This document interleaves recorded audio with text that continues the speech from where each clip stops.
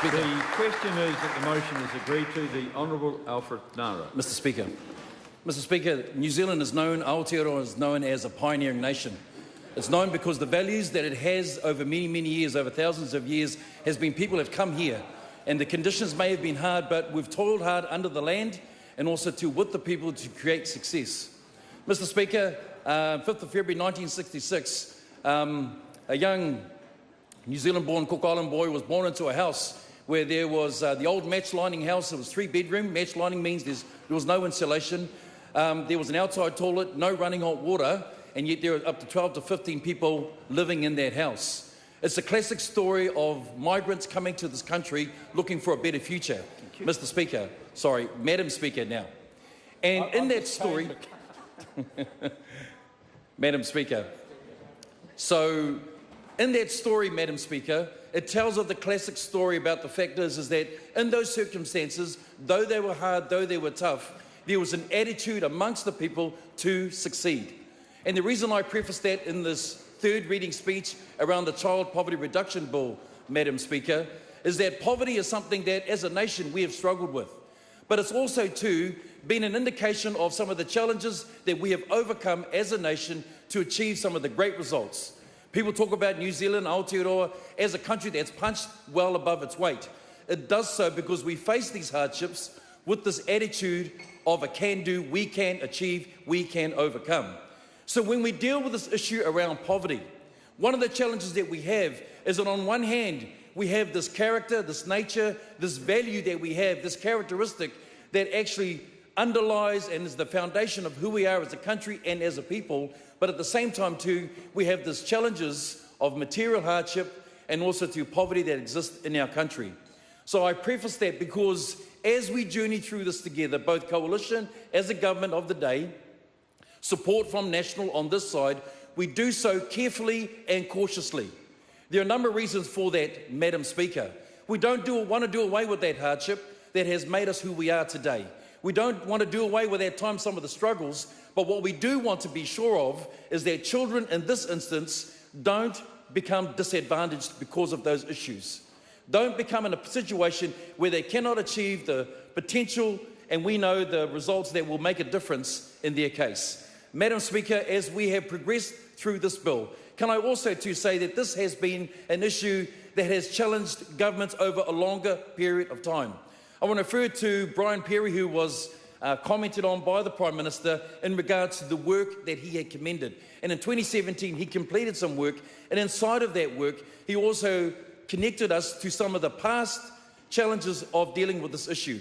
In 2000 to 2009, there was the Child Wellbeing Surveys, which wanted to measure and monitor what were some of the challenges that were being faced.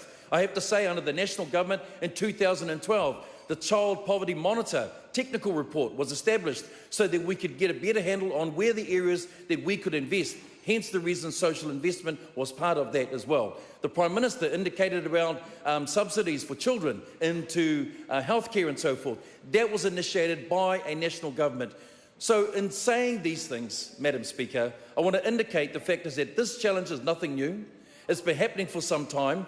Each government of the day will be challenged with this, but what we are now saying that as a whole of government bar one, we are supporting this direction, but we hold it tentatively. We hold it tentatively because even though we see these are the measures to measure poverty and the reduction of poverty, we know the measure in themselves will not be the only results. And I want to quote from Julie Chapman, the CEO from KidsCan, in her submission, where she highlighted it, a measure alone would not only be the difference. And you see in Brian Perry's report, he talks about the government framework, which, by the way, was established under a national-led government, to say, let's look at what that framework looks like. Madam Speaker, when we're talking about poverty, we're taking two key areas of indicators. We're talking about income and we're talking about material hardship. We talk about before household income and after household income, income in, income out. We're talking about how do we measure material hardship. And inside of those, these are some of the indicators. But Brian Perry also too wants to remind us that that is not the only indicator that we need to be mindful and thoughtful of in our monitoring and the changes that we perceive. In fact, in his report, he talks about a framework that also takes into account Also to what he calls other factors, not quite technical in its name, but what are some of those other factors? They talk about family, they talk about whānau, they talk about community. They even talk about other issues in which there is an attitude that people have in their prioritisation and how they live their lives and how they use their resources. Some of the areas that we don't quite like to get into because it may seem like a judgment, but they are critically important.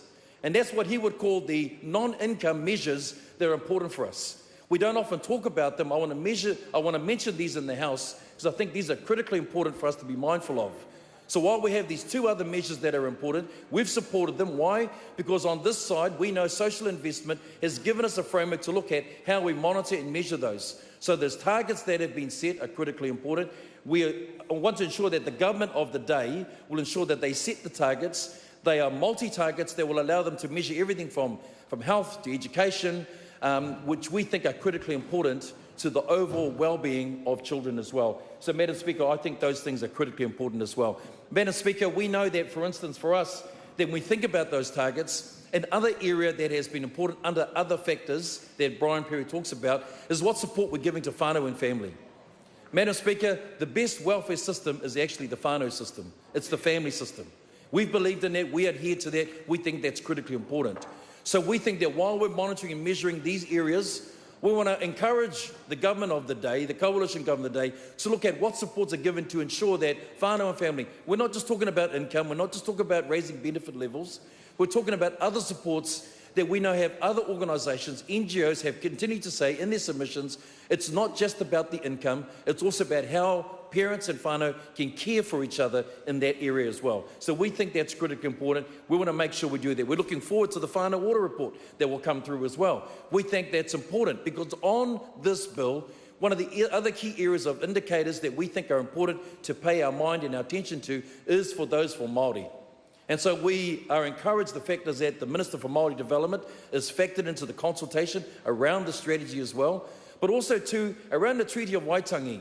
Now there again, there is more work we think that can be done here, because if we are going to do something different, if there is a point of difference, we would like again to support the development of saying, how can we allow Māori present their cases for Māori? Whānau order is a case that we think in my kind we absolutely support and endorse as well as we're moving ahead in that regards. Madam Speaker, as I begin to close my comments on this bill, as I said before, one of the big challenges, and I've said this in my second reading speech actually to the Prime Minister, is the potential to hold this lightly, because the potential of this is the stigma that could be created. When we tag a poverty indicator to an income, there is the potential around that. When I think about a lot of our families who are migrant families that came here, they had low-paying jobs, they didn't have much. In fact, on Brian Perry's report, what he also indicates is this: low incomes does not necessitate hardship. And that's what he said. So let's be careful that we don't tag the poverty indicator to an income. That means people who are working hard, who are doing the best that they can to raise their families, actually do really well. They look after their family, they have them going to churches, they do other things like that, that make sure that their children have the best start in life. I would have to say that many of us, and I will put my hand up as one of those, where my parents didn't have much, but they had an attitude that made sure that we would be successful, that we would do well. Madam Speaker, I think those are critically important as well. Madam Speaker, what I want to finish off with is, again, when I think about what these changes are, and to the people that are out there, the NGOs that are working incredibly hard, people in our communities with our whānau, that are ensuring that the fact is that actually when they can look at the focus not only of this whole of Parliament working collectively together to be able to focus on income, focus on material hardship, things that we would indicate as well. I want to remind them about the fact is this: the foundation of this country was built on a pioneering spirit. That means regardless of the hardships that we faced, we had an attitude that we would overcome any of those adversities that we had in there. I think that's critically important. The reason for the season is the fact is that actually there's a young child that was born in hope. And out of children, out of this hope, is that throughout the whole of the country and also throughout the nations around the world, that we hope too that people will enjoy this Christmas, that out there families that may have been doing it hard, they will remember that the focus of that is to remember the children are the paramountcy of who we are. They are our future. Also, they are our present challenges and also responsibility we have before them. We do support this bill and its intent and all that it may achieve into the future for New Zealand. Madam Speaker, I commend this bill to the House. Speaker. I call the Honourable Carmel Sepuloni. Madam Speaker, it's a privilege to